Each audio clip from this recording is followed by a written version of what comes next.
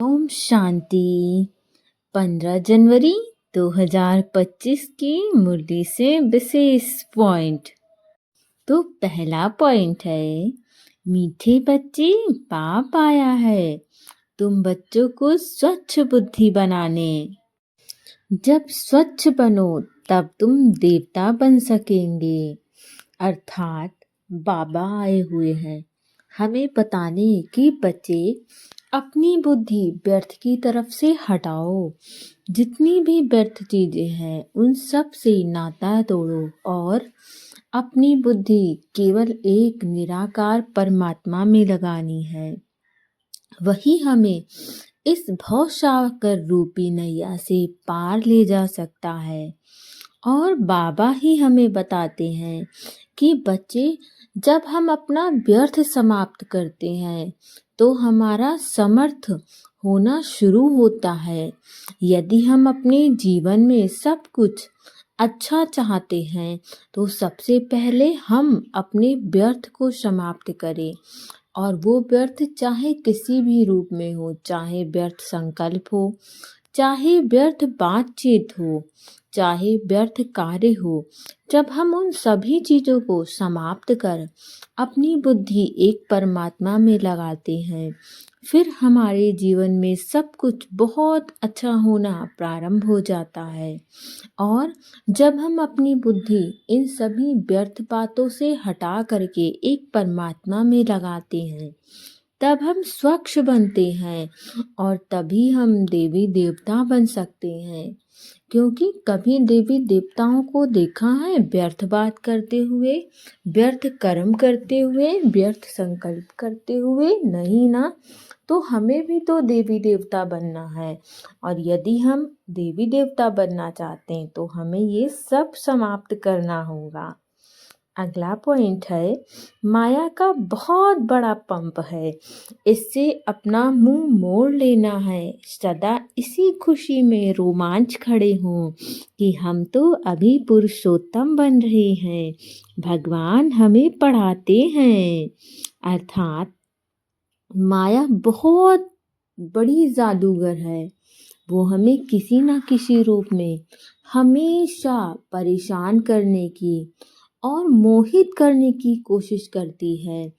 हम चाहे कितना भी कोशिश कर लें कि हमें उसकी तरफ नहीं देखना है तो माया नए नए रूपों में हमें परेशान करने, हमें मोहने चली आती है। इसीलिए हमें माया की तरफ से अपना मुंह मोड़ लेना है और सदा हमारा इसी खुशी में रोमांच खड़े हो कि हमें तो अभी पुरुषोत्तम बनना है। हमें बहुत खुशी होनी चाहिए कि हमें तो बाबा आया हुआ है पढ़ाने और बाबा की पढ़ाई के माध्यम से ही हम देवी देवता बन रहे हैं। हमारा जीवन बहुत सुंदर बन रहा है और यदि बाबा हमें पढ़ा रहे हैं, हमारे जीवन को स्वयं बाबा दिशा दे रहे हैं तो हमारे भाग्य के फिर तो क्या कहने हैं। हम क्या से क्या अपने जीवन में कर सकते हैं। तो हमें बहुत खुशी होनी चाहिए कि हमें तो बाबा मिला है। अगला पॉइंट है, विश्व का राज्य भाग्य लेने के लिए सिर्फ पवित्र बनना है। जैसे बाप निरअहंकारी बन पतित दुनिया पतित तन में आते हैं, ऐसे बाप समान निरअहंकारी बन सेवा करनी है। अर्थात यदि हम विश्व का राज्य भाग लेना चाहते हैं, मानो हम सतयुग की राजाई प्राप्त करना चाहते हैं तो हमें सबसे पहले पवित्र बनना होगा। क्योंकि जो पवित्रता है वो बहुत शक्तिशाली होती है, वो हमें देवी देवता बनाने में बहुत मदद करती है। और यदि हमें सतयुग की राजाई चाहिए तो हमें देवी देवता बनना होगा। क्योंकि देवी देवता ही थे जिन्हें सतयुग में राजाई प्राप्त हुई। तो हमें यदि देवी देवता बनना है तो हमें सबसे पहले पवित्र बनना होगा, तभी हम पवित्र दुनिया के मालिक बनेंगे। और जैसे बाबा निरअहंकारी बन इस पतित दुनिया में पतित तन में आए, इन सभी अवगुणों से किनारा कर बाबा ने हम बच्चों को ज्ञान दिया, वैसे हमें भी किसी भी आत्मा में अवगुण को ना देख करके उसे ज्ञान देना है और उसे ज्ञान में आगे बढ़ाना है।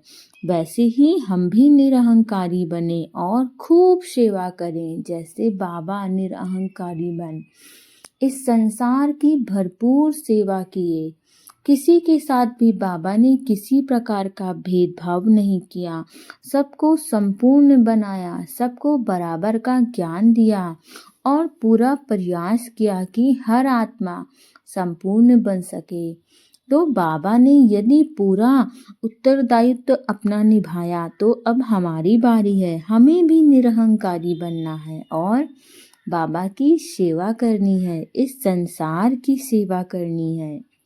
अगला पॉइंट है, एक के साथ सर्व रिश्ता निभाने वाले सर्व किनारों से मुक्त संपूर्ण फरिश्ता भव। अर्थात हमें बाबा के साथ केवल उसके साथ अपना रिश्ता निभाना है और हम यदि बाबा के साथ अपना सच्चा रिश्ता निभा लेते हैं तो हम इस संसार के साथ भी संपूर्ण रिश्ता निभा लेते हैं।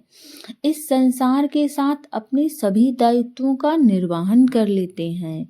तो हमें सबसे पहले बाबा के साथ अपना रिश्ता निभाना है और इन सर्व किनारों से अपने आप को मुक्त रखना है, क्योंकि यदि हमने बाबा को प्राप्त कर लिया तो बाबा हमें समस्त रास्ते बता देगा, जहाँ से हम अपनी जिम्मेदारियों का बहुत सरलता से निर्वहन कर सकते हैं और लगाव मुक्त होकर के निर्वहन कर सकते हैं।